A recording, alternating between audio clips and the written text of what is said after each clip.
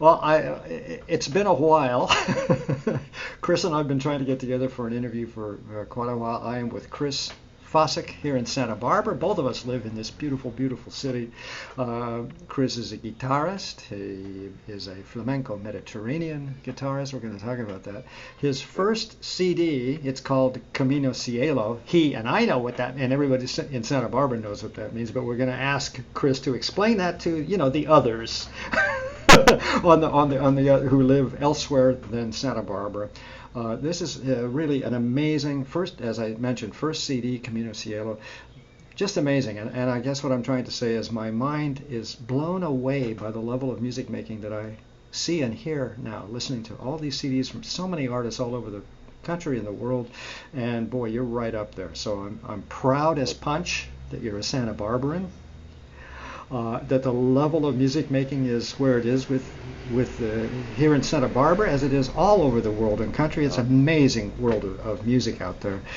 So let's get started. Chris, I've got to ask you, I know a little bit about your family. Your mom is an artist. She painted in 12 and a half minutes an absolutely magnificent portrait of me during a particular kind of exercise. That's where artists from Santa Barbara came together and did quick portraitures.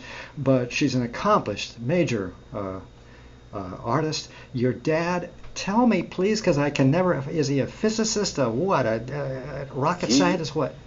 No, he was an English professor his entire career. Sorry. And so he's a poet and a literature buff, and also happens to be passionate about the pipe organ.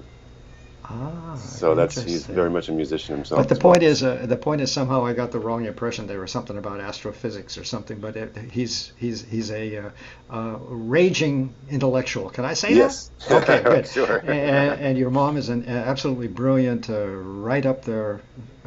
Painter here in Santa Barbara, amongst the major artists in this region.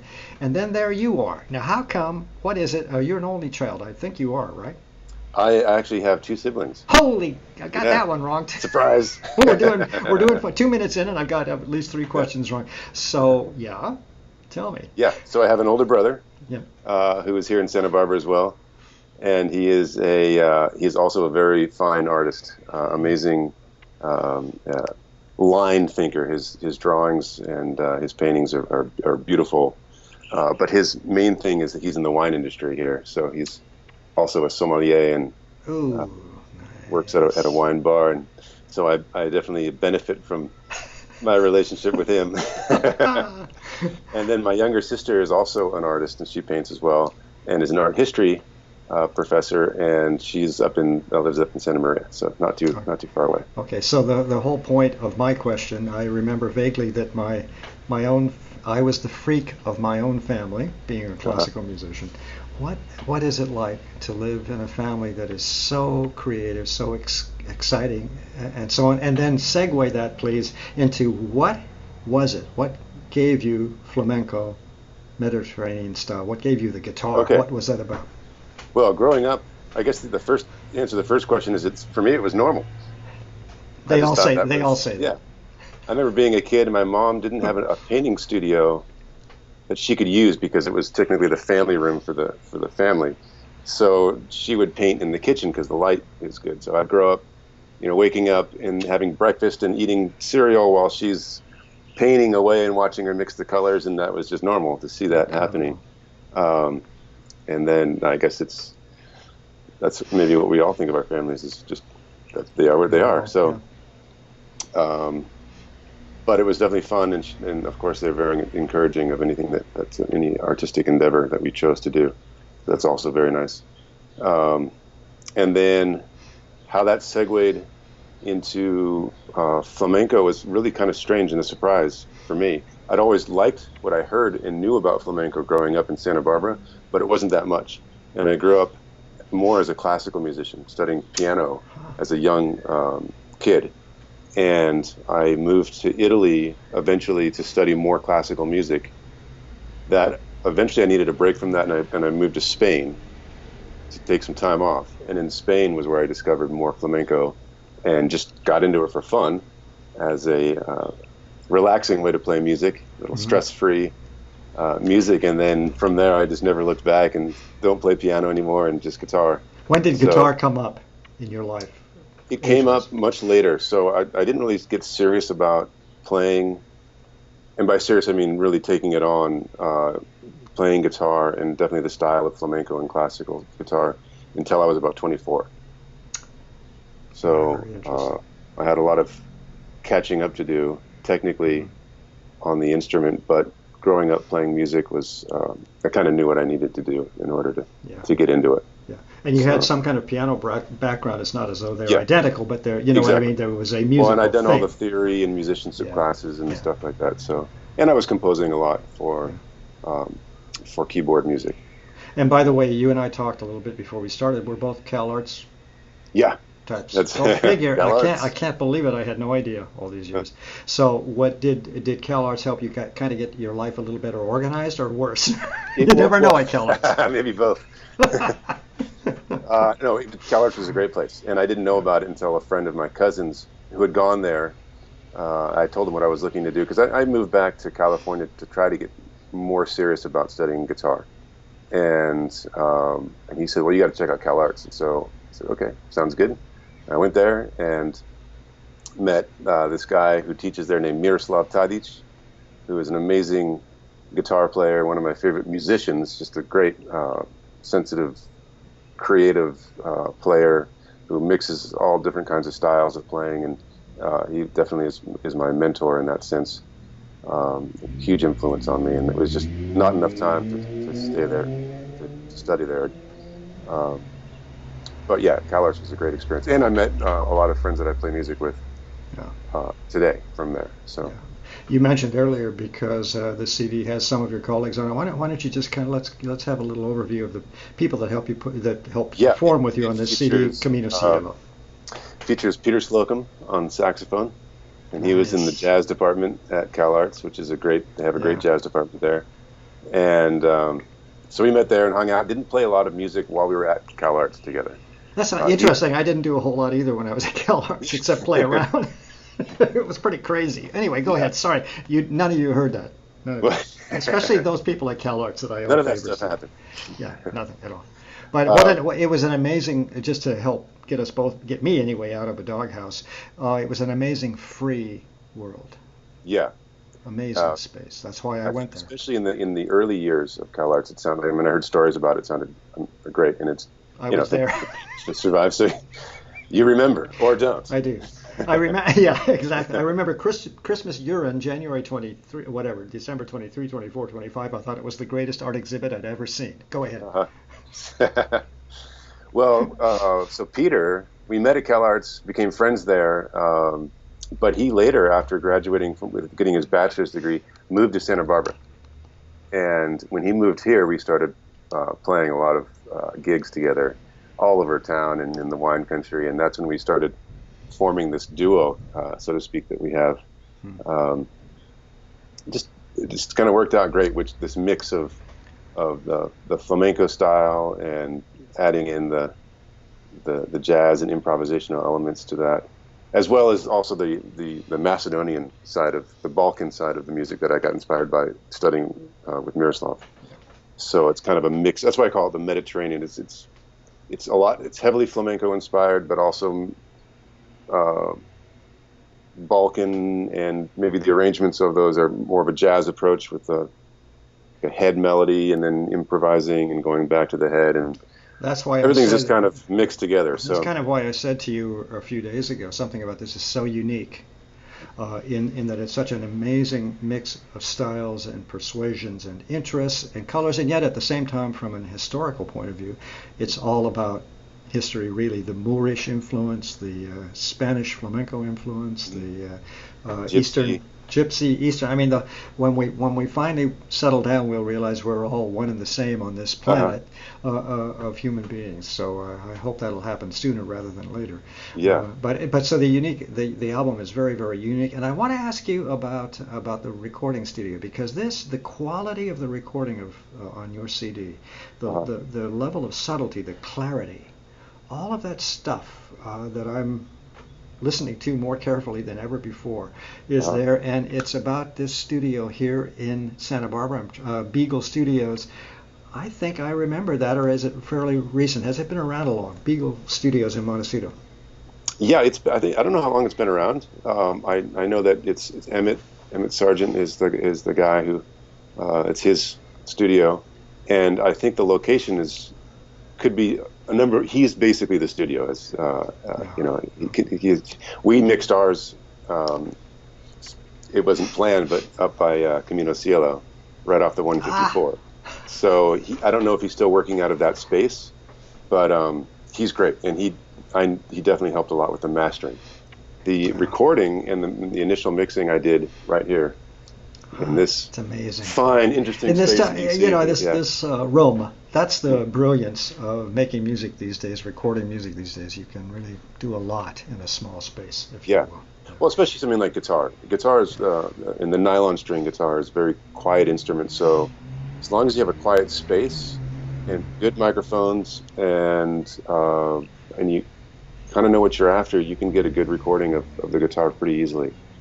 You know, you've made a point. I hope I'm not exaggerating, but in a way, you have pictures. There's also a wonderful video I'm putting up at the site. By the way, my review of your recording that we've been waiting for with bated breath since forever, it seems, will go up shortly at performingartsreview.net, and where you're going to, those of you who are watching are going to find some videos. You have some videos of some of the pieces from the CD. You have all this good stuff. But what I'm trying to get at is, was it just a device, or is there something more about Camino Cielo? I'm not trying to bait you for something highly intellectual, but what is that?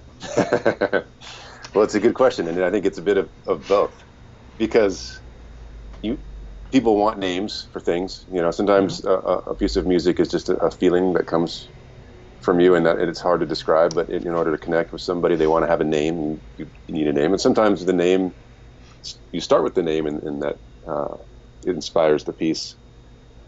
In this case, growing up in Santa Barbara, I grew up biking a lot, cycling, and spending a lot of time biking up the mountains to Camino Cielo and going across Camino Cielo, and I've always loved that road. It's a special place in that you can look down to one side and see Santa Barbara, the ocean, the islands, that whole air that's particular to Santa Barbara, and then you look down the other side, and sometimes it's just, you've been on Camino Cielo, that it's just 20 feet wide, and you can look down on the other side and you see the San Ynez Valley, which has a totally separate climate. It's the wine country, drier, and when you're on Camino Cielo, you get that fluctuation of the Santa Barbara Pacific Ocean air, the San Ynez wind, and they go back and forth right there, and that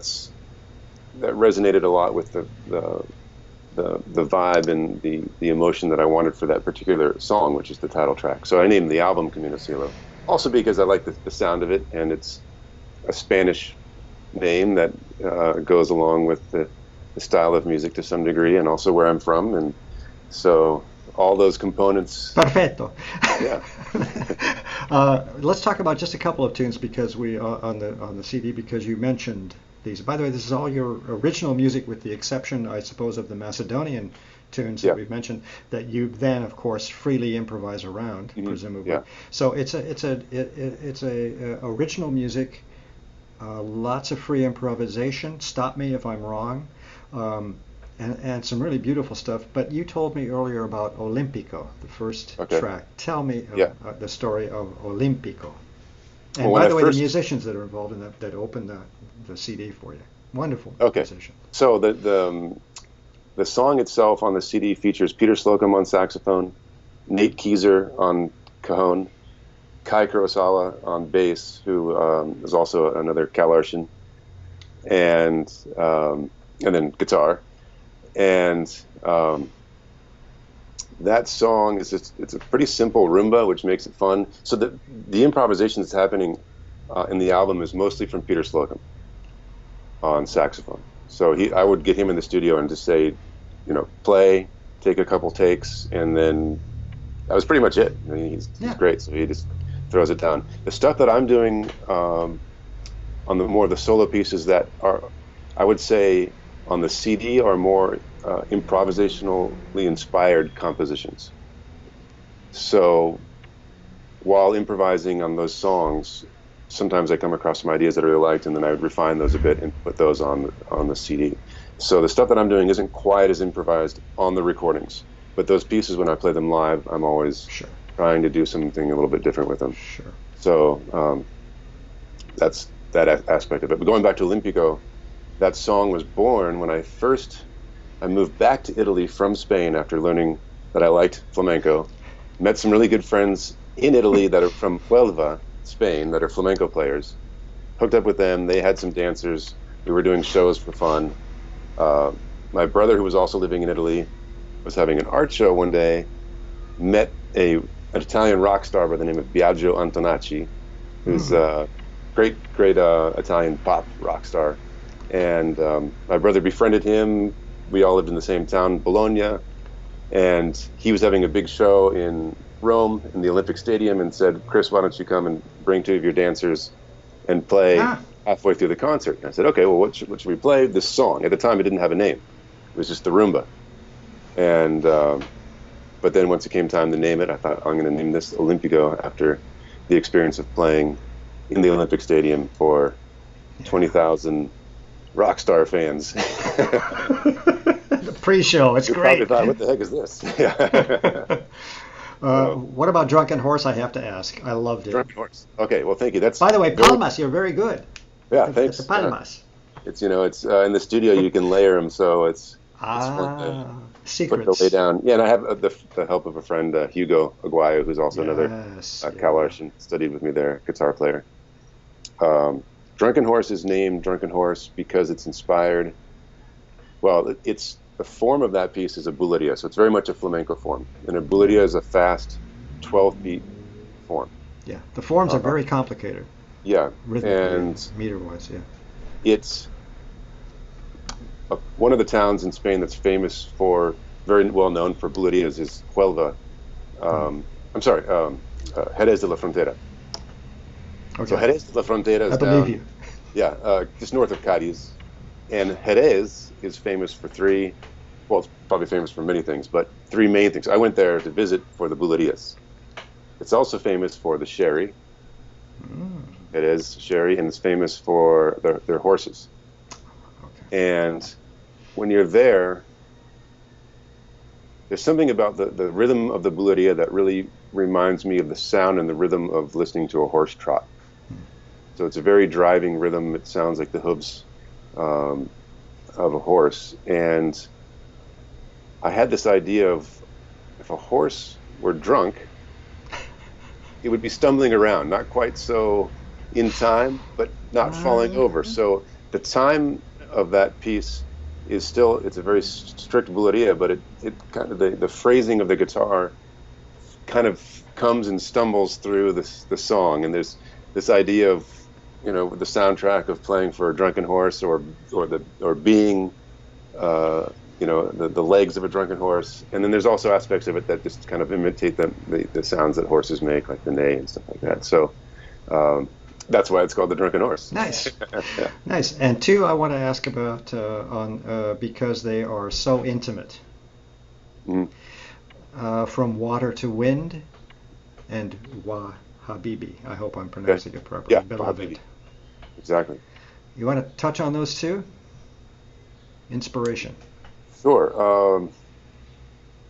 From Water to Wind I almost view that as an intro to Checo's dance, which is why I put it right before. And when I play it live, I start with From Water to Wind into Checo's dance. But I originally wrote that song actually for an album that I did with a friend of mine. His name is Nicholas Gunn, who's a flute player.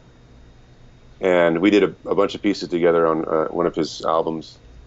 And I wrote that for his album initially, I think. And I was thinking, okay, well, there's the wind aspect of playing flute, and then there's also this transition of starting with guitar and going into the flute, and I think of similar to actually Camino Cielo, which is this one song that is this transitional. You can stand in one spot, and there's the Santa Barbara that transitions to San Ynez.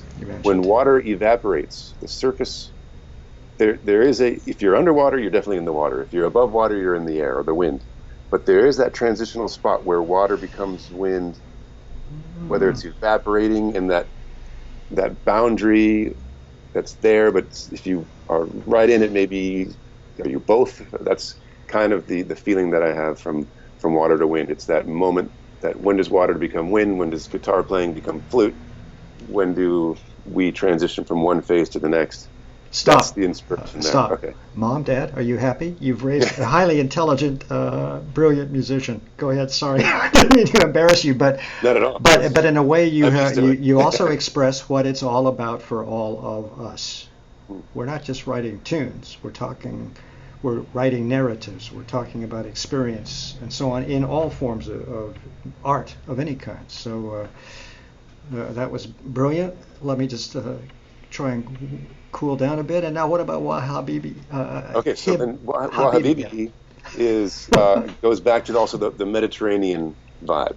So not just being strictly within a flamenco tradition or a Balkan tradition, but basically the commonality of what I feel I'm inspired by musically is the connection to the Mediterranean. And just so happens that my wife, Lila, her mom is from Lebanon, born in a town called Enfi, which is literally, she was born 20 feet from the Mediterranean. Intriguing. I had no idea. By the way, Lila, your wife, is a former premier dancer for State Street Ballet, and now is a associate director of the company. I mean, how artsy can it get? And we'll talk a little bit because we're going to get to the solos, Bill Solo's music in a minute. One of my favorite choreographers. But go ahead. Sorry, finish the thought. Okay, so that's interesting about Lila's mom. I had no idea. Yeah, and just thinking about, I would like to arrange some music that is from that area, from Lebanon. It's a beautiful area, and she gave me a CD by a famous Lebanese singer named Fairuz, absolutely gorgeous singer, and very famous in Lebanon. And I was listening to it, and I heard this song, Wah Habibi, that she arranged, and it's My Beloved. It's a Good Friday song. And the melodic, the melody and the way she sang there was, I just loved that. I thought that I could arrange that in some way for guitar and capture the elements of her singing style to some degree. It's hard on a fretted instrument, but I just wanted to do something from that area to honor her mom, and also it's a beautiful piece of music, and its origins are actually, I think, like medieval Italian. I did some research on it. It's an old hymn style piece. But the connections in Europe that go way, way, way back are so interesting. The French connection to so much of Europe, and on and on and on, because I've been, of course, getting ready for Portugal coming up, and it's just amazing. I had no idea the French influence was so powerful in Portugal, of all places. And so on. We're getting running a little tight, but it's so wonderful. I want to deal with William Solo, the incredible choreographer who's made so many marvelous pieces for State Street Ballet over the years, and I remember very vividly. In fact, I even looked up the review of American the piece of choreography based on the paintings of American Mark Rothko, and you, of course, are involved in that. You stand about 7 feet. What are you? How tall are you? It's hard to miss you. That's correct. 8 feet. But it's hard to miss you on a stage with ballet dancers around, because you stand at least a couple feet above them all, playing guitar. And this on the CD, the result is this wonderful suite of pieces from the ballet solos that you call Solo's Canvas. And I know from speaking with Bill Solo over many, many years, he's a nut about music. I mean, he's one of those choreographers that knows how important music is. Just give me a little overview. What was that relationship like? How much freedom did he give you? I presume plenty. Lonely blue, in deep red, these colors, a zealous brush, edge of indigo. What is all that about this suite that ends your CD? Yeah, so he asked me to do the music for. He had this idea, and he said, uh, I think it was at one of the State Street Ballet galas that they have, and I was playing music for the cocktail hour, and he's standing there looking at me, and I think, oh, he's thinking something. Maybe it's good, maybe it's bad. I can tell he's thinking. And then later he said, I want to have you do the music for a dance that he could choreograph, and he had this idea that he wanted to do it inspired by the paintings and the writings of Rothko, do a series of patadas and then a finale. And we thought, okay, well, each one can represent in his ballet uh, a loving relationship, but at different stages of love. So there's like young love, maybe love that has tragedy, and then an old love. Those different stages that a couple goes through in a loving relationship. And the piece for dance is called Canvas. Thank you. I wrote a bunch of ideas. We worked together with the music. He said, this piece works better. Let's work on that one. And some of the pieces that I had come up with we didn't use for the ballet, but those are on the CD. Yeah. So to honor him, in a sense, I wanted to put all the music ideas on there because they came from us working together, and he's a very inspiring man, as you know, and a very sweet man too. Yeah, and very sweet guy. Great to be around, and so a lot of that music he's responsible. He's a part of. Yeah, for sure. And so that's why I wanted to call it Solo's Canvas after him. Absolutely. And those names, they are to some degree just based off the fact that it's inspired by paintings of Rothko. Sure.